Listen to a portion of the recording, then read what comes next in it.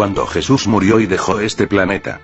Sus discípulos comenzaron a dar a conocer las enseñanzas que les fueron encomendadas. A este grupo se le llama comúnmente la iglesia primitiva, pues la conformaban personas que se iban aglutinando en torno a las enseñanzas de los discípulos de Jesús y así sucesivamente. Esta iglesia primitiva vivían y practicaban las enseñanzas dadas a través de Jesús y sus discípulos. Estamos hablando de una época en la cual no existían sacerdotes o líderes cristianos, de hecho la cristiandad se vivía casi en secreto ya que era perseguida, y para el Estado romano la creciente cantidad de personas que aceptaban las enseñanzas de Jesús les producía miedo, pues podían perder el control de sus súbditos. Por ello el Estado romano reunía a grupos de cristianos y los dejaban ser devorados vivos por leones hambrientos en presencia del público, de modo de entretener a su pueblo y asimismo de provocar temor y con ello que el cristianismo se dispersara. A pesar de estos crímenes, el cristianismo crecía y el imperio romano mermaba. Los césares ya casi no eran tales porque ya no les quedaba poder. En el año 313 de la era cristiana, el emperador Constantino ya había sido sobrepasado, esto lo obligó a promulgar su famoso decreto de tolerancia, lo que logró que algunos cristianos salieran a la luz pública.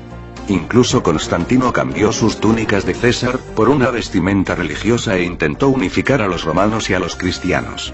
Para ello se declaró el primer papa y cambió el nombre a todas las deidades que son los ídolos, reemplazándola con nombres cristianos.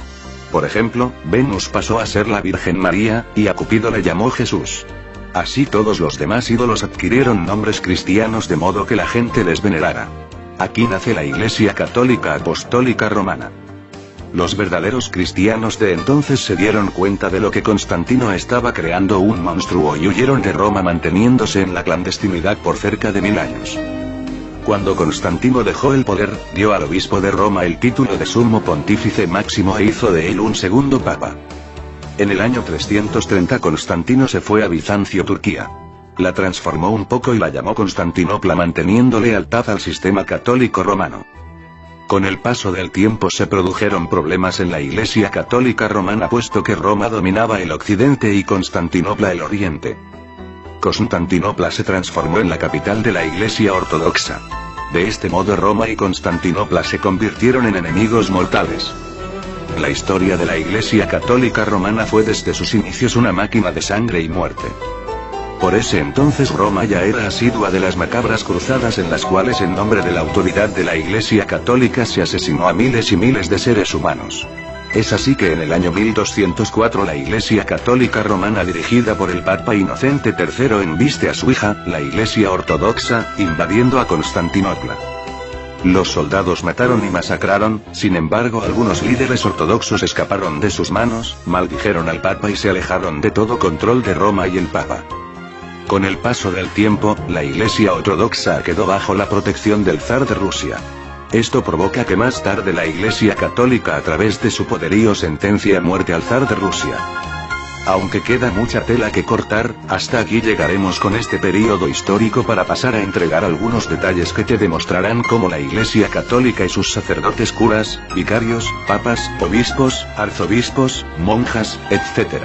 son los pinceles a través de los cuales el demonio logra que le rindamos respeto y adoración. Constantino crea la institución católica de modo de unificar las religiones existentes y crear un estado-religión. De esta mezcla de religiones nacen una serie de cultos satánicos, los cuales se extienden hasta hoy en día, como por ejemplo, la adoración, respeto y culto por imágenes. También diciendo que Pedro fue el primer papa, cuando eso es mentira, ya que Pedro no fue el primer papa. El primer papa fue Constantino. La tumba de Pedro no está en Roma. La tumba de Pedro, el apóstol, fue encontrada en Jerusalén. Jesús nunca dijo sobre Pedro edificaré mi iglesia, sino que se refería a sí mismo como roca o piedra angular desechada por los edificadores. Las cruzadas. Las cruzadas comenzaron como una forma a través de las cual la Iglesia Católica consiguiera apoderarse de Jerusalén para establecerse ahí, ya que siempre supo que los restos de Pedro no estaban en Roma. Obviamente no logró establecerse en Jerusalén, pues debía cumplirse la profecía que menciona que la gran ramera se establecería en Roma, en la ciudad de las 7 colinas. Las cruzadas exterminaron judíos, árabes y todo lo que se interpusiera entre esta institución diabólica y su deseo enfermizo de poder y control. La Santa Inquisición. El llamado Santo Oficio fue el nombre utilizado por esta institución satánica para acusar a verdaderos cristianos de brujería y quemarlos en la hoguera. Recordemos que los verdaderos cristianos debieron de estar ocultos por un largo periodo luego del nacimiento de esta institución y debían ser eliminados. Durante este periodo la Iglesia decretó la prohibición de leer o poseer una Biblia bajo pena de muerte. En la actualidad el brazo que maneja el Santo Oficio cambió de nombre a Congregación para la Doctrina de la Fe y fue dirigido durante 24 años por el actual jefe visible del Vaticano. El ex soldado nazi y actual Papa Benedicto XVI. Milagros y apariciones. Todo demonio tiene la capacidad de crear milagros. Vírgenes que lloran sangre, estigmas, apariciones, los secretos de Fátima, fantasmas, recuperaciones milagrosas provocadas por tal o cual santo son solo señales para que abramos los ojos y veamos lo que realmente son producto de la mano de Satanás y de sus sirvientes. Cada vez que asocias y atribuyes un milagro a un santo, a tal o cual virgen, a tal o cual santa, o a los rezos que le hiciste al San Expedito o a los rezos y velas que llevaste al templo de la Virgen de Guadalupe, estás haciendo lo que el demonio desea que hagas, que rindas culto y honor a cualquiera, menos a Dios. Recordemos que el demonio y sus ángeles caídos fueron echados del cielo y cayeron en la tierra. Ellos tienen capacidades y poderes. Y no creas que son pocos. El demonio se trajo consigo a una tercera parte de los ángeles con él.